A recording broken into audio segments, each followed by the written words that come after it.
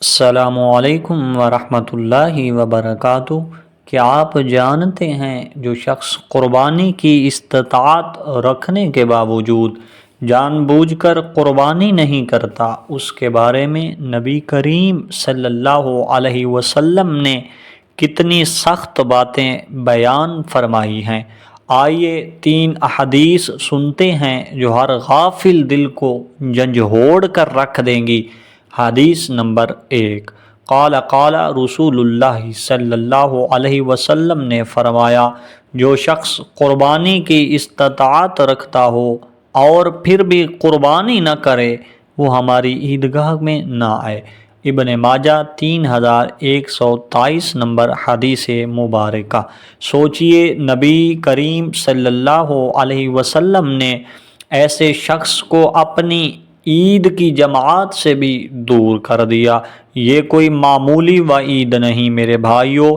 حدیث نمبر 2، حضرت ابن عباس رضی اللہ عنہما روایت کرتے ہیں، قال رسول اللہ صلی اللہ علیہ وسلم نے فرمایا، قربانی کرنے والوں کے خون اور گوشت سے پہلے اللہ ان کا تقوی قبول فرما لیتا ہے۔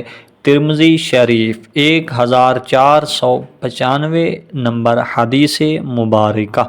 یعنی قربانی صرف عمل نہیں بلکہ تقوی کی پہچان ہے، اور جو اسے چھوڑے گویا وہ اس پہچان سے منہ موڑ رہا ہے۔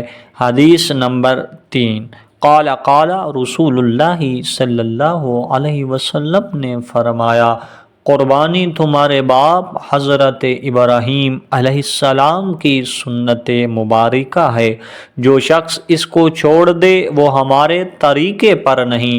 مسند احمد۔ مفہوم حدیث سماعت فرمائیں۔ سنت ابراہیمی کو چھوڑ کر ہم نبی کے طریقے سے کیسے جڑے رہ سکتے ہیں؟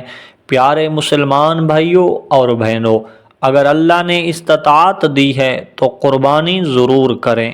یہ صرف ایک جانور ذبح کرنا نہیں بلکہ یہ وفاداری، اطاعت اور تقوی کا اعلان ہے۔ قربانی کو معمولی نہ سمجھیں، یہ اللہ کا محبوب عمل ہے۔ ویڈیو پسند آئے تو لائک، شیئر اور سبسکرائب ضرور کریں تاکہ یہ اہم پیغام ہر مسلمان تک